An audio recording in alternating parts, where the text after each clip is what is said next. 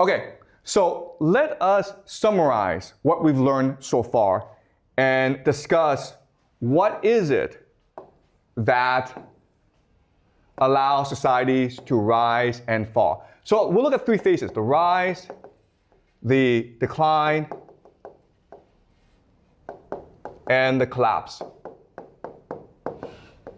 Okay, so when I mean decline, I don't mean like things are getting worse. I mean things aren't improving, okay? So rise is when things get better. Decline is when things are stagnant or getting slightly worse. Collapse is when society is about to fall apart, okay?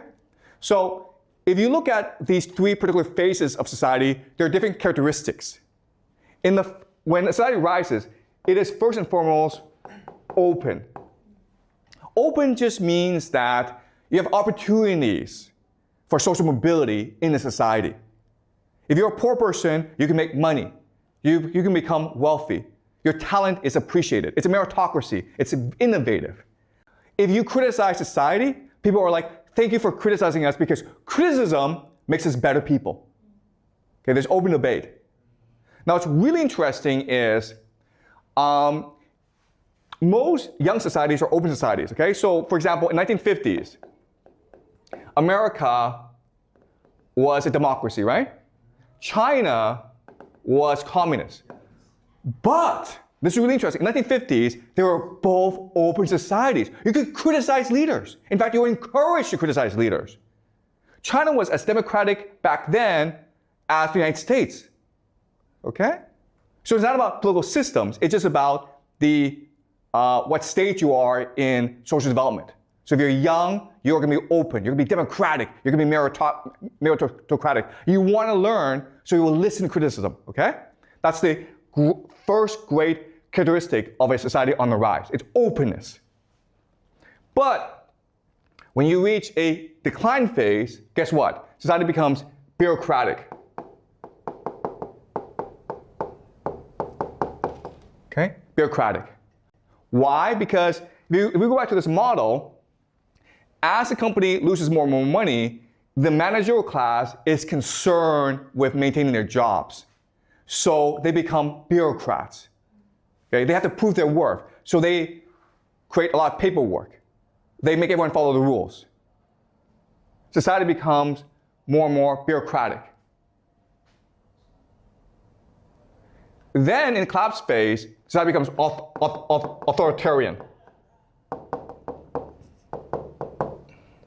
Okay? Before, decline is about following the rules. Now, it's just rule by force. Okay? But there's another way of saying this. In the rise phase, what matters is the consent. Okay? So these three groups, the elite, the middle class, and the people, they're all working together to improve society. There's consent. But when you hit the decline phase, now there's deception. And then when you hit the collapse phase, it's coercion. So let me give you an example. Let's just say we are in the rise phase, right? Well, we want to go to lunch. So we discuss where we go to lunch. I want to go to McDonald's, but you guys want to go to Pizza Hut or KFC. We have debate, and then eventually we vote, and whoever wants to go, like the majority wins, okay? That's the consent phase.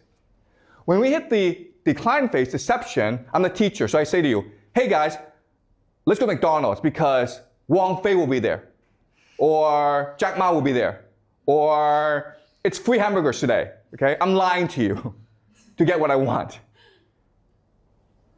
And then in the collapse phase is, I say to you, I'm the teacher and I will beat you up if you don't listen to me. Okay? So in the rise phase, what matters first and foremost is unity of the people. We're all working together. There's empathy. There's concern for other people. I want to be your friend. We need to work together to make society better. Okay? But in the decline phase, it's really about stability. It's about making sure that society maintains the status quo. Okay? When we reach the collapse phase, it is survival. Screw you. I want to live, and if I have to kill you, I'll kill you. All right? So this is a map that shows us what happens when society rises, declines, and collapses. Now, what's really interesting about this is the timing, okay?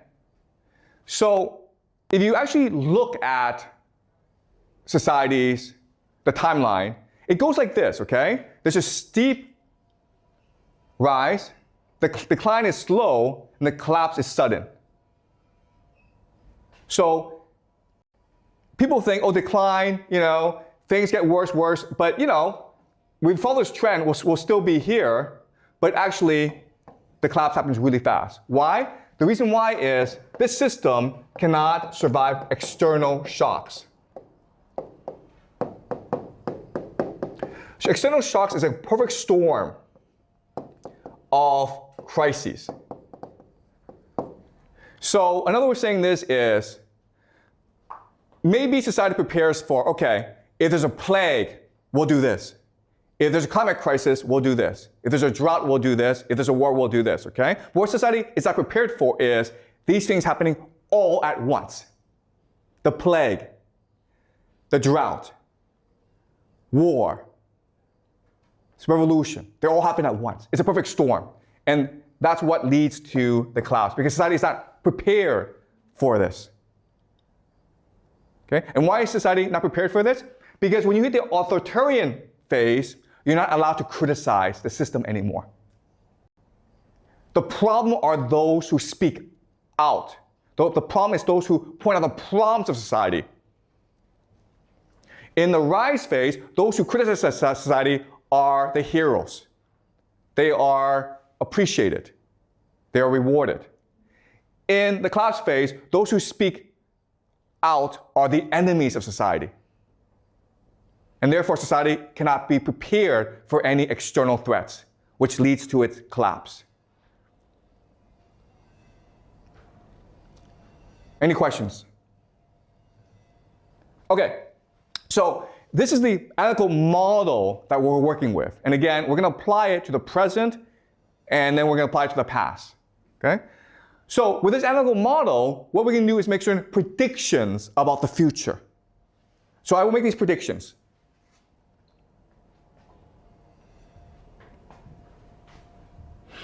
And I expect these things to happen in the next 5 to 10 years. 5 to 10 years.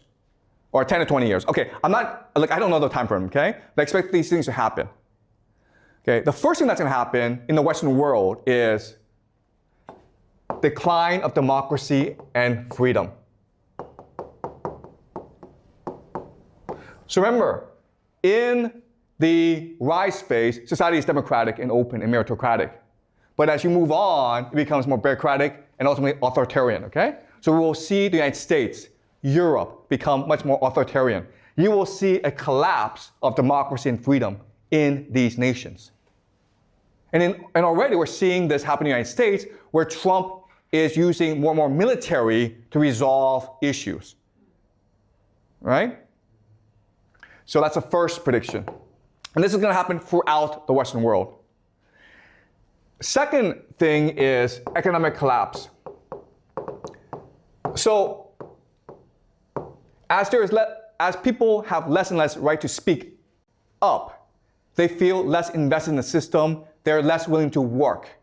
Therefore, you have economic collapse. People don't believe in the system anymore. Okay, the system is in crisis. This will lead to immigration.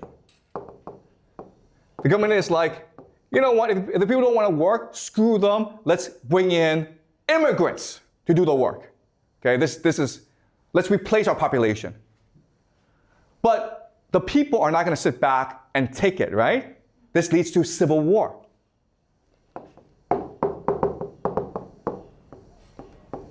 People are not killing each other on the streets. And the government is like, you know what? If we continue to let them fight, eventually they're going to come after us.